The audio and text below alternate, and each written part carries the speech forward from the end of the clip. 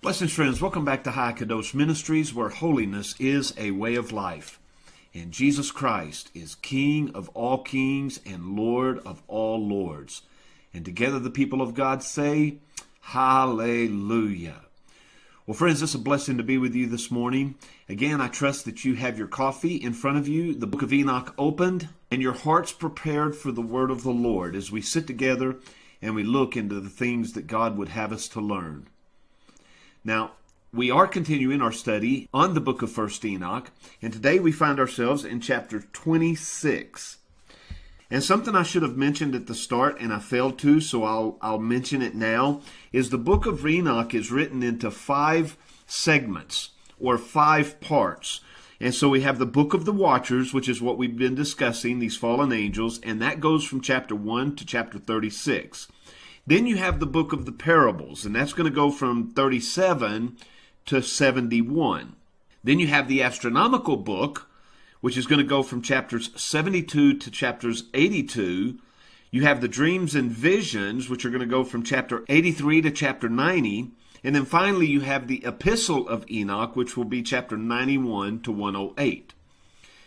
Now, as you can see, we are just about to finish the book of Watchers, which is going to take us to chapter 36, and there's hope today that we will finish this segment, and in our next time together, we'll pick up on the book of Parables. So let's begin at chapter 26, and let's just see how far we get.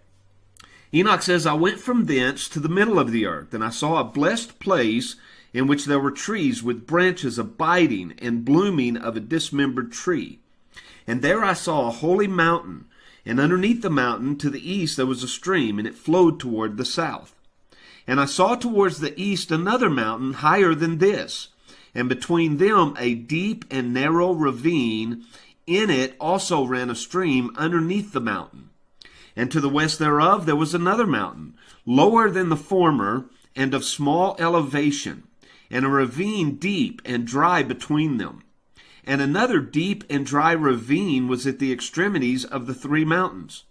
And all the ravines were deep and narrow, being formed of hard rock, and trees were not planted upon them. And I marveled at the rocks. I marveled at the ravine.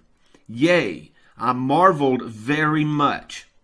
Now, I would encourage us to go back and read chapter 26 at a later time, and spend some time trying to visualize what Enoch is portraying for us, because he ends the chapter by saying, I marveled very much. So if this was such a spectacle, we're not going to be able to envision it in our imaginations as much as reading as we just did, except we go back and read it very slowly, very carefully, and allow these images to build within our mind's eye as we read this chapter and gain from it all Enoch would have us to gain from it. Chapter 27, Then said I, For what object is this blessed land which is entirely filled with trees? So notice here, several of the next chapters are going to be talking about these different trees. So he says, What object is this blessed land which is entirely filled with trees, and this accursed valley between? Then Uriel, one of the 4, also one of the holy angels who was with me, answered and said, This accursed valley is for those who are accursed forever. Here shall all the accursed be gathered together, who utter with their lips against the Lord unseemly thoughts. Do you remember the words of Jesus where he said in Matthew chapter 12, verse 34, Out of the abundance of the heart, the mouth speaks? And so it's not necessarily the fact that these people are guilty before the Almighty because of the words spoken, but by the very act that this is their nature, this is their attitude against God. And because it lies deep within their hearts, it reveals itself through their lips. And he says these are accursed people.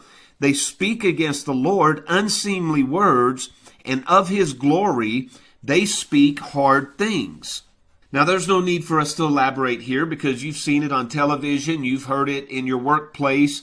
You know the way people speak against the Lord, so harshly and so cruelly against him, so ignorantly and so rebelliously. And so what this passage Enoch is giving us indicates is that the people will be judged by the things that they say. Why? Because the things that they say come out of their hearts. It says, here shall they be gathered together, and here shall be their place of judgment. In the last days there shall be upon them the spectacle of righteous judgment, in the presence of the righteous forever. Here shall the merciful bless the Lord of glory, the eternal King.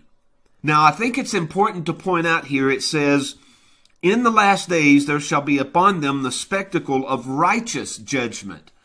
All of us are aware of unrighteous judgment. Jesus even tells us, I believe in John chapter 8, that we are to judge, but if we're going to judge, we need to judge righteously. Not unrighteous judgment, not showing partiality, not showing prejudice, but we are to judge righteously. And when the Most High judges, He will judge righteously, because He knows the hearts of every man.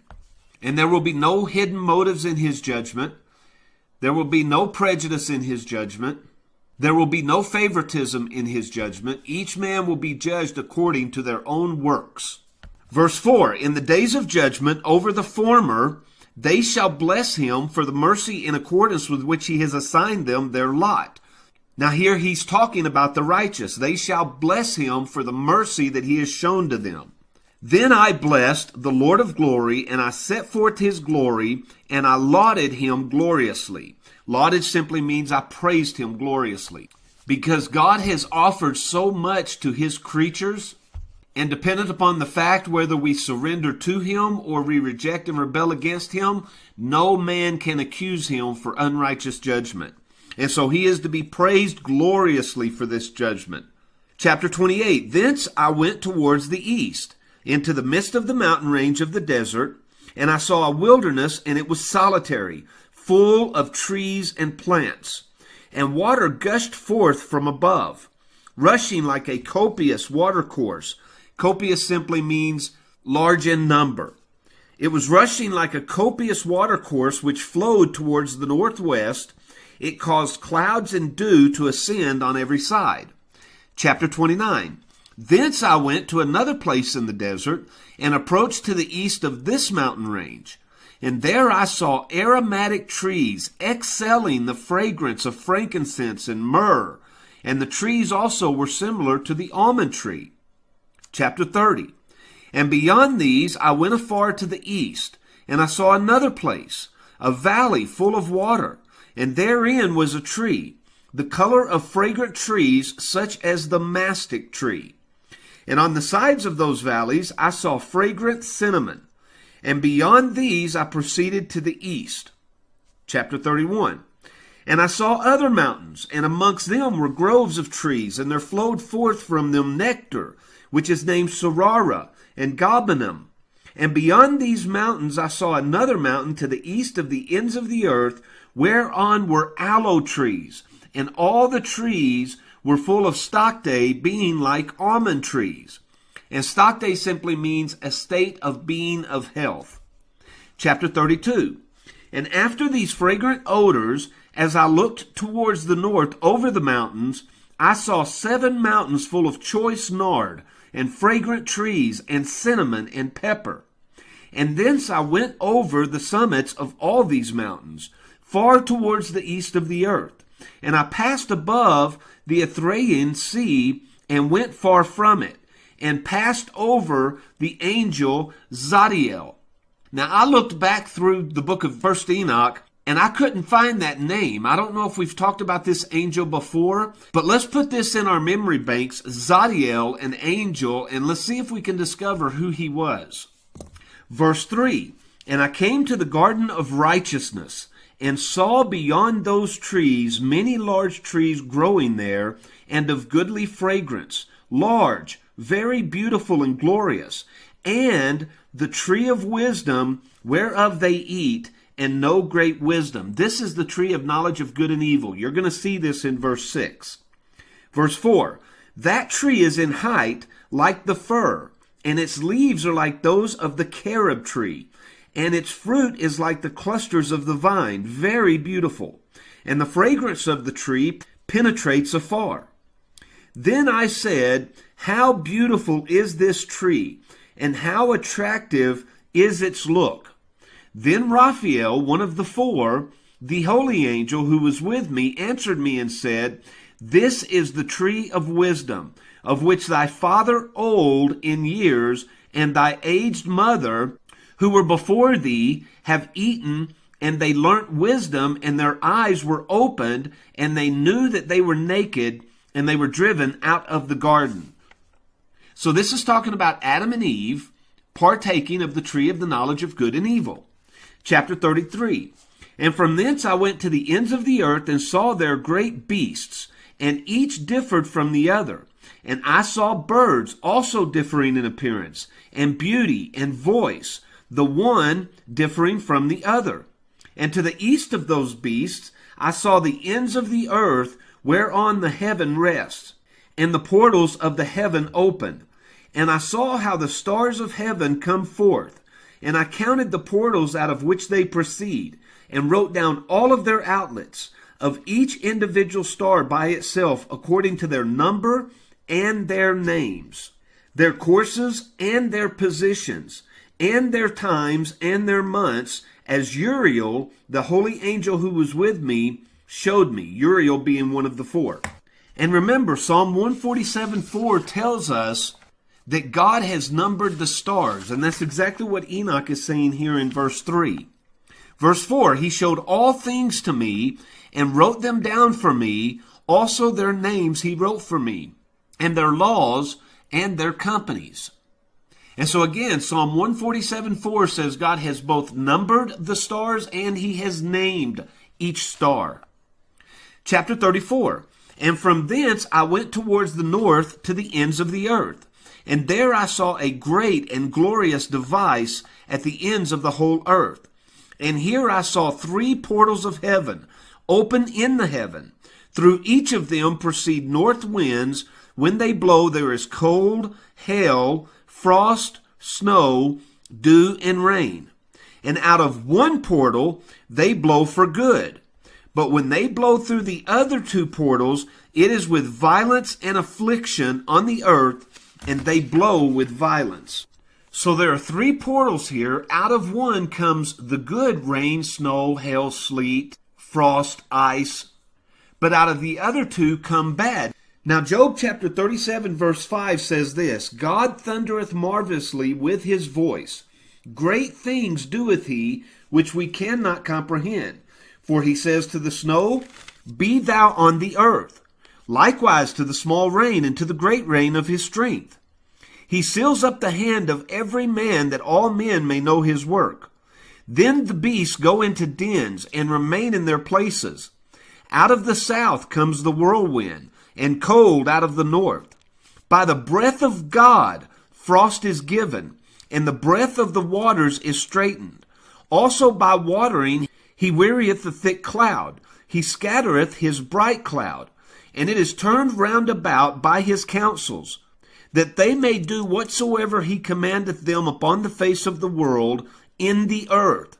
But now look at verse 13. He causes these things to come for 3 reasons. Correction, for His land, or for mercy. In other words, calamity stops us in our tracks and makes us consider God, causes us to need God. For the land would be for the crops, the trees, the flowers. They need the moisture and the rain. Or for mercy. In other words, sometimes God will erase the corrupt people from the land so that the righteous can prevail. And so again, chapter 34 in the book of 1 Enoch, verse 3, out of one portal they blow for good. But when they blow through the other 2 portals, it is with violence and affliction on the earth, and they blow with violence. Chapter 35. From thence I went towards the west to the ends of the earth, and I saw there 3 portals of the heaven open, such as I had seen in the east. The same number of portals and the same number of outlets. Chapter 36. From thence I went to the south to the ends of the earth, and I saw there 3 open portals of the heaven, and thence there came dew, rain, and wind. And from thence I went to the east, to the ends of the heaven. And I saw here the 3 eastern portals of heaven open, and small portals above them. Through each of these small portals pass the stars of heaven, and run their course to the west on the path which is shown to them. And let's pay attention very closely to the last verse that we're going to read today. Enoch says, as often as I saw, I blessed always the Lord of glory. Now remember here, Enoch has seen violence, he's seen calamity, and he's seen great, glorious, marvelous things that the human eye is undeserving to behold. And yet he says, in all these things, as I saw each one, I blessed always the Lord of glory. I didn't question the Lord of glory, why he's allowing these things. I blessed him because he deserves to be blessed in all things. And he says, I continued to bless the Lord of glory, who has wrought great and glorious wonders. Why? To show the greatness of his work to the angels, to spirits, and to men, that they might praise his work and all his creation, that they might see the work of his might and praise the great work of his hands and bless him forever. How many people would give everything they have to sit before a famous artist and watch him create his masterpiece?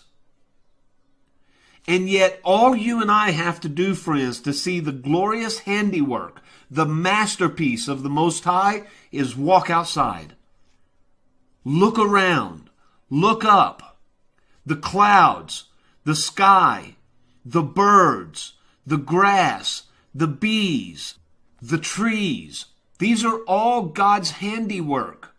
And he is to be praised in each and every one of them, and for each and every one of them. And yet what is man so famous of doing? Ripping up the grass and laying down concrete.